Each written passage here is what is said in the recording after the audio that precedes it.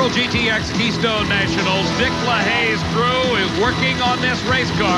Dick himself underneath that 4,000 horsepower engine, replacing the bearing caps as they get ready for their final race against Darrell Gwynn. On the starting line, it is the semi-final round of Funny Car Eliminator. Dale Puldy in the near lane against Kenny Bernstein in the far lane. Puldy following the directions of his crew chief, Dave Settles. Over on Bernstein's car, a crewman has just finished taping down the escape hatch on the roof of that car. That might be just a little bit disconcerting for Bernstein. Anything that can break concentration is a problem for these drivers.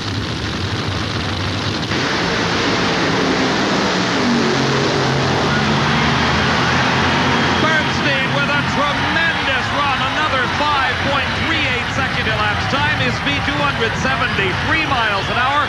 Back-to-back 538 propel Bernstein into the finals of the Keystone Nationals. Here's the man that's the defending champion, Mark Oswald. Wheeling the Candies and Hughes car based in Houma, Louisiana, Oswald will be racing against Ed McCulloch. Let's go to the far end of the track, and Steve, who's with Kenny Bernstein. What was the deal? A crewman had to go get some 200-mile-an-hour tape and tape the hatch shut. Well, we've been doing that every run, Steve, because the wind wants to blow it up. What happened was, while we were so late getting up there, was we stripped the spark plug out, putting plugs in after the motor was all back together, and that's why we were in a thrash to get there. We just barely made it. Guys did a heck of a job. From the looks of your fire suit and a little grease on your nose, I'd say you were pitching in working too. Well, I was right there with them. Thanks. Steve, that's a bit of a first. Bernstein working on the car. Normally, he leaves it up to Dale Armstrong and the crew. Ed McCulloch in the far lane of the track to race against Mark Oswald. The winner here will advance to the finals to race against Kenny Bernstein. But it's going to take a good run to get lane choice, with Bernstein holding a 5.38 second elapsed time.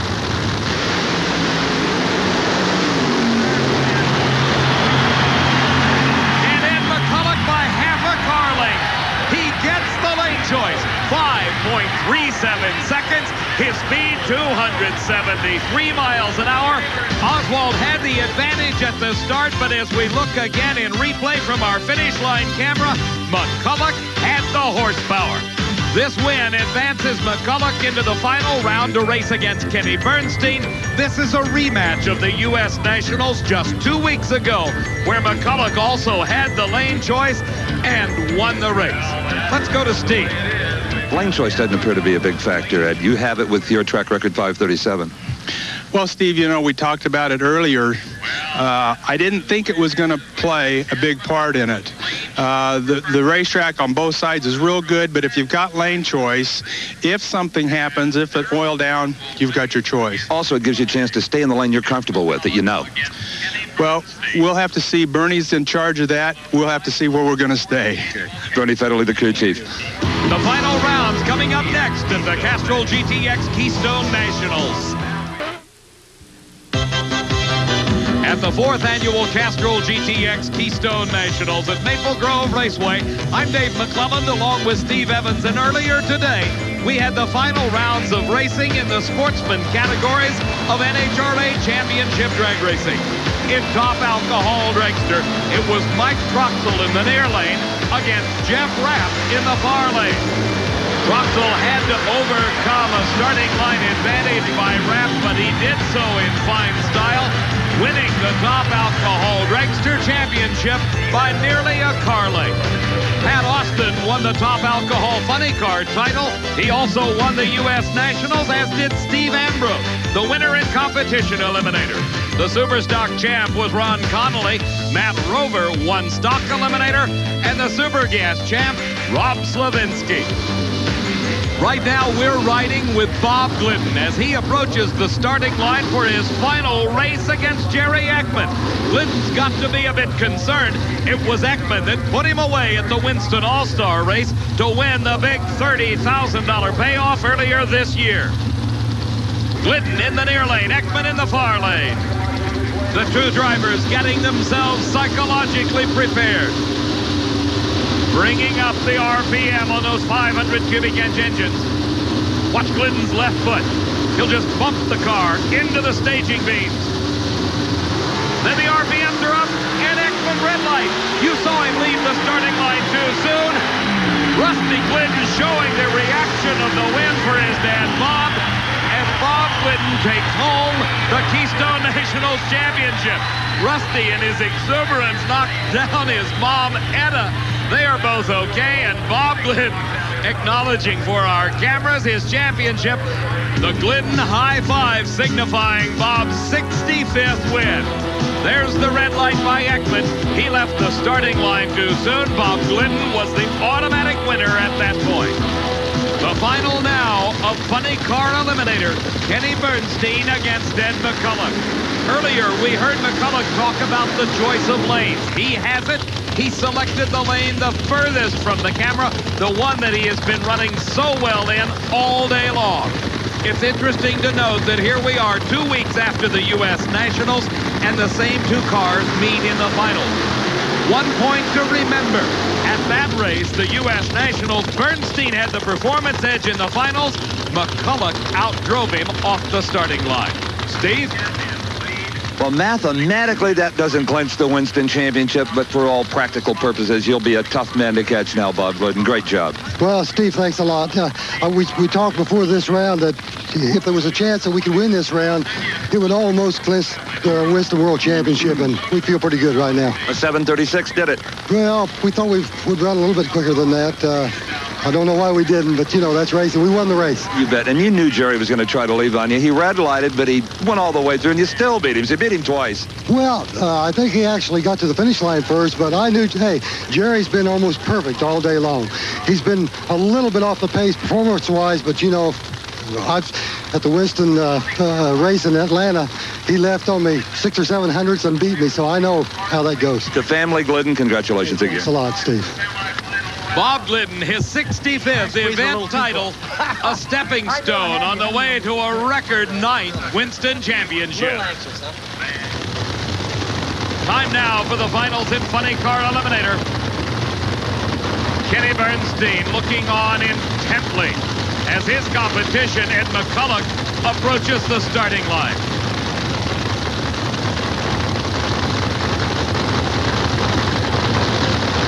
They're both pre-staged. Bernstein into the staging beams first. McCulloch now set. Look at the front wheels on Bernstein's car. And Bernstein wins the race. The elapsed time, 5.36 seconds. McCulloch was quicker with a 5:34. A reversal of what happened at the U.S. Nationals. Bernstein utilizing the starting line advantage and having a wild ride down that racetrack. He was able to corral it and cross the finish line first. As we watch again in replay, pay special attention to the front end on Bernstein's car. At about the halfway mark, the wheels were nearly 2 feet in the air.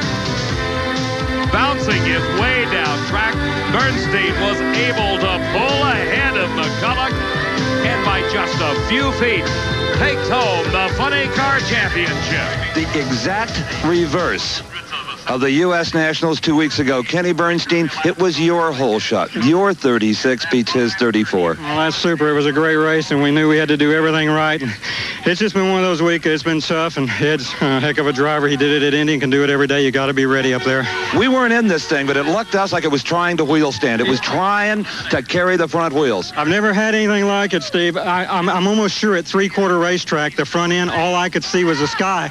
There's a bump there, and it bounced it off the ground, but it just wanted to carry the front end all the way down there. Well, our video verifies that. Again, tremendous job. You really struggle on this one. You're all dirty. Well, everyone struggled. Dale, the whole crew, they really did a job. You know, like we said before, we never made a run down this quarter mile until today, a race day. That's a tough way to get started. Took everything that the Budweiser Crazy Lake Buick people, Mac Tools, and Planters Peanuts could do, bloody, but we're in there, and I appreciate it. Again, congratulations. Thank you, Steve. Great day. All the work definitely paying off for Bernstein and crew as he pulls ahead of Mark Oswald in the Winston points chase. This is Dick LaHaye waiting along with Darrell Gwynn for the finals of Top Fuel Eliminator. One race remains at the Castrol GTX Keystone Nationals, the finals in Top Fuel Eliminator. Darrell Gwynn getting set to do his dry burnout. This procedure is available to all racers. Gwynn decides he wants to do it. He tests the starting line, finds out if the tires will hold. His competitor, Dick LaHaye, chooses not to do a dry burnout. He feels comfortable with his knowledge of the starting line and its traction.